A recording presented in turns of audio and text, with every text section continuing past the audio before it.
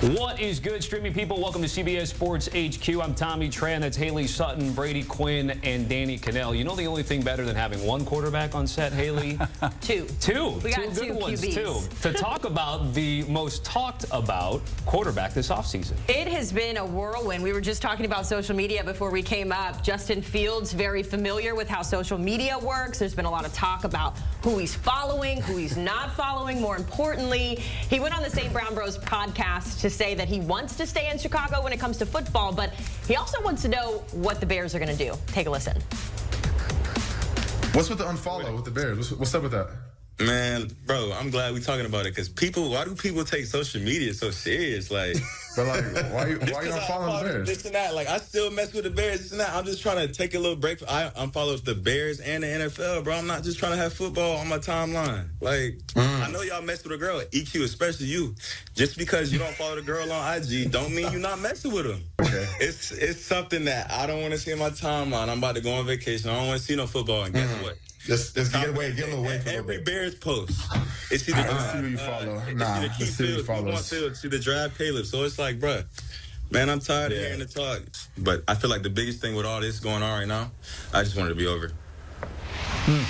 So a lot to unpack there. Not him throwing shade as well while he's talking to our two resident quarterbacks. I know you guys didn't grow up in the social media area while you were playing, but this is cause for concern a little bit when you think about your quarterback not following the team. I would actually say I was kind of born into the social media era while I was playing. Like the infancy of social media came along while we were playing, and I remember as a player, you were really just kind of protective of someone else out there having a platform and speaking for you. And we really didn't understand, at least early on in my career, the power that you had as a player to speak out and utilize that to send messages, whether it's to the media, to your team, whoever it may be.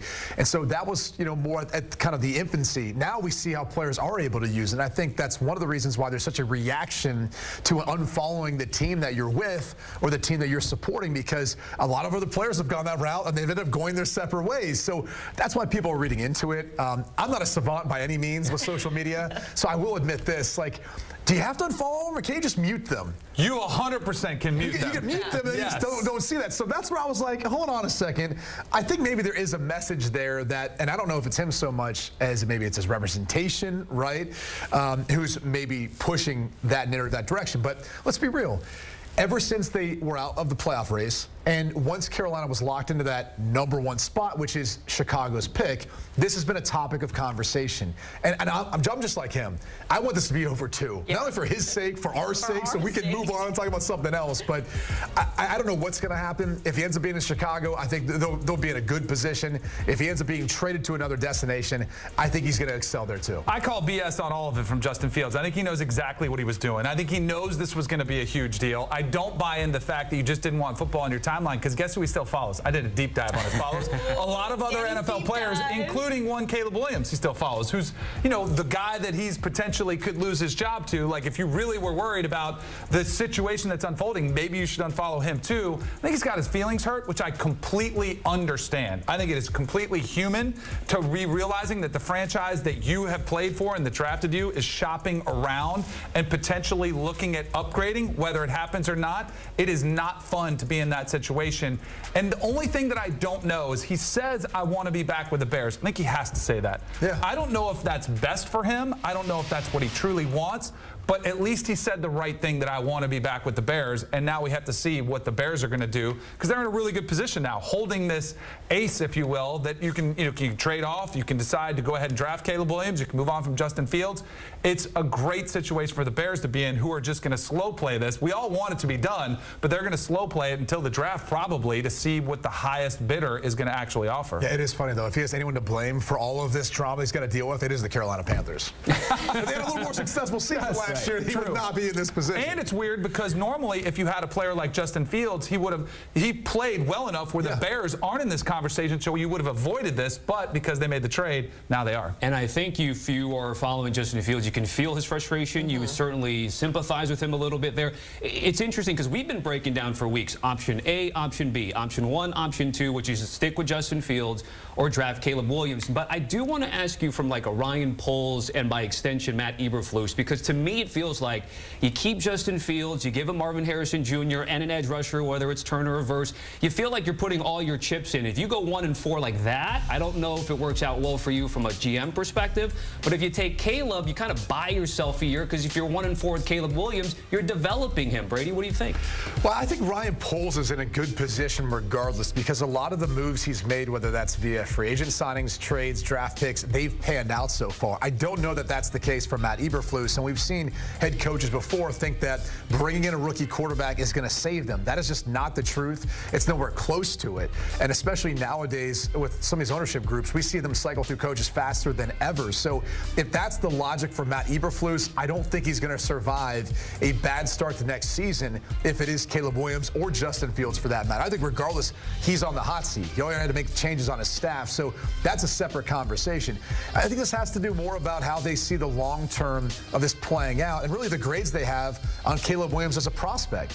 We're seeing out right now, we see all these different draft analysts, people coming out saying this is one of the highest graded draft prospects we've seen. That includes an Andrew Luck, Trevor Lawrence, Joe Burrow, whoever you want to throw in the conversation. And if that's the case, Ryan Poles might say he's too good of a player for us to move on from.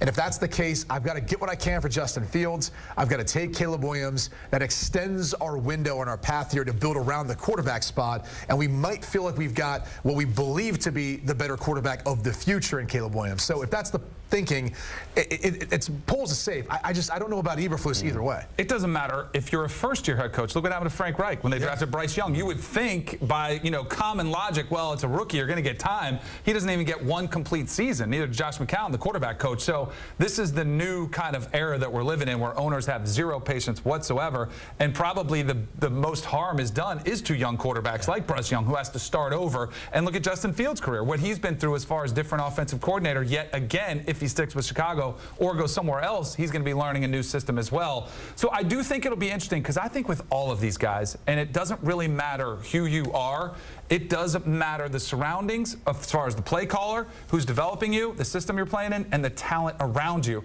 That's why I do wonder if the Bears, if they were able to trade the pick, keep Justin Fields, build around him with a talent like Marvin Harrison Jr., give him some other talent with a haul of draft picks, maybe that's the best way, because we've seen the trend recently has been quarterbacks on their rookie deals with good talent around him. You've been able to win that way. I still said it'd be wild if they still decided to trade back. Right, take a different quarterback. We all assume it's Caleb Williams, but if they took Drake May, if they took Jaden Daniels, whoever it would be, and then be able to get not only draft picks for the trade back, but also draft picks for Justin Fields. That would be that third wild card scenario that no one's talking about. I don't think that's going to be the case, but if it was, it'd be pretty incredible to see what they could build with all those picks they'd be accumulating. Yeah, they also, you have to remember, they have 2 first-round picks there, the Bears too, so a lot of decision-making there. Let's say we go with scenario A, where the Bears decide to go with Caleb Williams. They decide that we no longer want to work with Justin Fields. Danny, when you look at his body of work, what he's been able to accomplish in those years with the Bears, where do you see that skill set sort of transitioning best with another team? So I still think he's got tremendous upside. I mean, I think that's the one thing why he's still attractive on the open trade market, is because you've seen sort of this floor of what could be the worst case early in his career. And then he is coming off his best season so far. Completion percentage, yardage, touchdown to interception ratio. Still has a long way to go, but at least you've seen the floor isn't going to bottom out. But I look at an organization like the Pittsburgh Steelers, where there's some stability. I mean, if anything but the organization he's been in with the Bears, which have been a mess with coaching turnover, with front office turnover, and turnover at the quarterback position.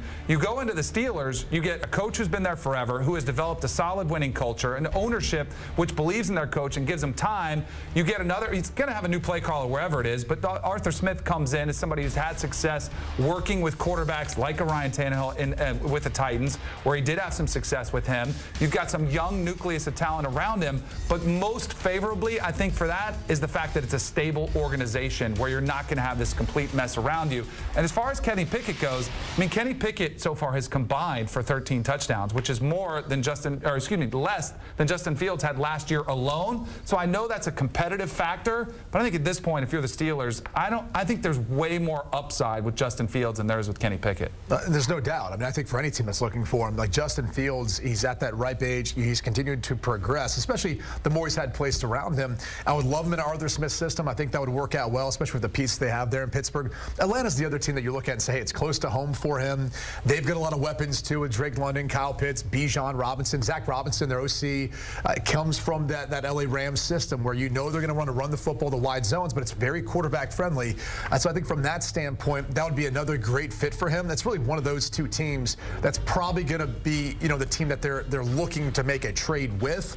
What they get in exchange, that's anyone's best guess. But I think for Justin Fields, hopefully he finds himself, and the word you said is stability, in a situation where he's given an opportunity to showcase what he's capable of doing for more than just a year. I think it's tough because if you look at where he's at under this rookie deal, after the season, they're going to have to make a decision on him. They're going to have to make a decision on the fifth-year option. They may have to go with the franchise tag route. That's not the worst way of doing this, but you'd think at some point, though, someone's going to have to commit to him for the long term, and I think he's got the ability to be that quarterback. He just needs some stability around him. It was a musical chairs scenario with coordinators there in Chicago, and it was a tough place to play.